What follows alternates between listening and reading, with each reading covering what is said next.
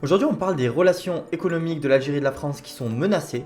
On parle de la lourde sentence pour Saïd Bouteflika, du prochain sommet des pays non alignés qui se déroulera en Algérie et de la nomination d'un ambassadeur israélien au Maroc.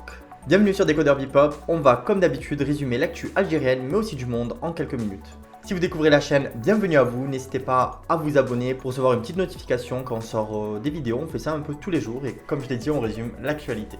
Allez, je vous embête pas plus et on commence. Parmi les conséquences de la crise diplomatique qu'il y a eu récemment donc entre l'Algérie et la France, le journal TSA nous révèle que cette crise peut avoir de graves répercussions sur les relations économiques donc entre la France et l'Algérie. En fait, ce lundi 11 septembre, Mouloud Lofi, président donc de l'Association Générale des Entrepreneurs Algériens, a appelé à la révision des relations économiques entre la France et l'Union Européenne. Pour cette association, il faut couper les relations économiques avec tout pays qui ne nous respecte pas. Mouloud Lofi ne manque pas de remercier les entreprises algériennes qui ont décidé de couper leurs relations avec 500 sociétés françaises travaillant dans l'import-export. Cette volonté de rompre les relations économiques avec la France ont implicitement été évoquées par le président algérien lors de son entretien avec les médias locaux. Il a déclaré « Notre économie ne ressemble pas du tout à l'économie française » et a mis en avant l'essor économique de l'Italie par rapport au modèle français. En quelques chiffres, malgré un ralentissement des échanges commerciaux dû à la pandémie du Covid, la France garde sa deuxième place de fournisseur de l'Algérie en 2020 avec une part de marché de 10%. Mais elle est aussi suivie avec celle de l'Italie qui est de 7%. Sans surprise, le premier fournisseur d'Algérie est la Chine. En 2020 toujours, en matière d'exportation, l'Italie est premier client d'Algérie avec 14% des exportations, suivi ensuite de la France à 13% d'exportations et de l'Espagne à 10%. Concernant la révision des accords commerciaux pour l'instant, aucune mesure officielle n'a été annoncée par le gouvernement. On attend donc de voir comment la situation évolue et bien évidemment on revient vers vous dès qu'on en sait plus. En tout cas si vous voulez plus de détails sur l'article, on vous le laisse en description. On passe directement au sujet suivant.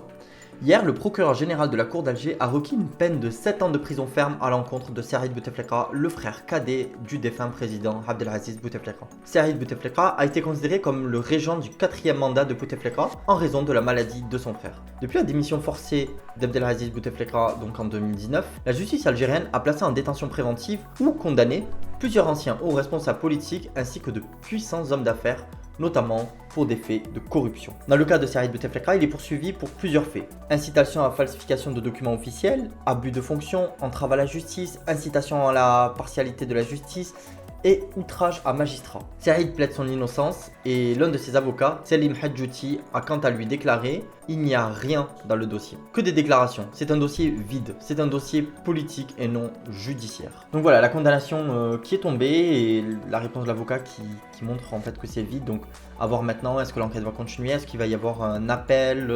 En tout cas, nous, dès qu'on en sait plus, on vous revient vers vous et on vous tient au courant.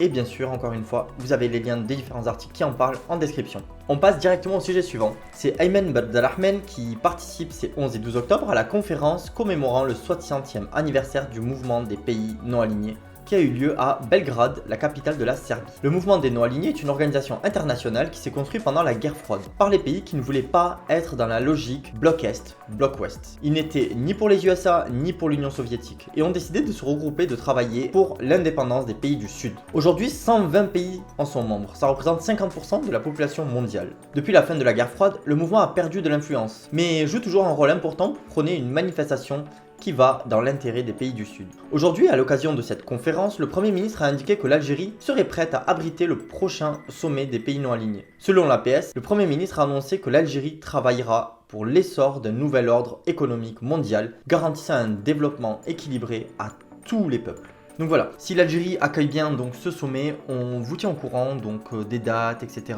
dès qu'on en sait plus. Et on va passer au dernier sujet de cette vidéo, c'est la nomination d'un ambassadeur israélien au Maroc. Selon le quotidien israélien The Times of Israel, la commission des nominations du ministère d'Affaires étrangères a nommé dimanche 10 octobre David Govrin, donc le chargé d'affaires d'Israël au Maroc, comme ambassadeur permanent. Le nouvel ambassadeur a d'ailleurs fait un tweet dans lequel il exprimait sa joie et sa reconnaissance pour cette nomination et dans lequel il a déclaré « Nous continuerons notre travail pour développer des relations conjointes au profit des deux pays frères ». Le Maroc est le 4e pays arabe à consentir à une normalisation avec Israël en 2020, après les Émirats arabes unis, le Bahreïn et le Soudan. Les autres pays, pour l'instant, ne reconnaissant pas encore l'État d'Israël et donc ne pouvant pas avoir une ambassade ou un ambassadeur israélien sur leur terre. Donc voilà, c'est tout pour aujourd'hui, j'espère que le format vous a plu. Si c'est le cas, n'hésitez pas à vous abonner. Si c'est pas le cas, n'hésitez pas à nous dire comment on peut s'améliorer, comment on peut vous faire plaisir, en tout cas dans les commentaires.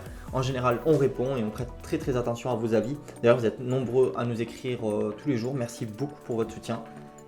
Quant à moi, je vous laisse et je vous dis à demain. Ciao!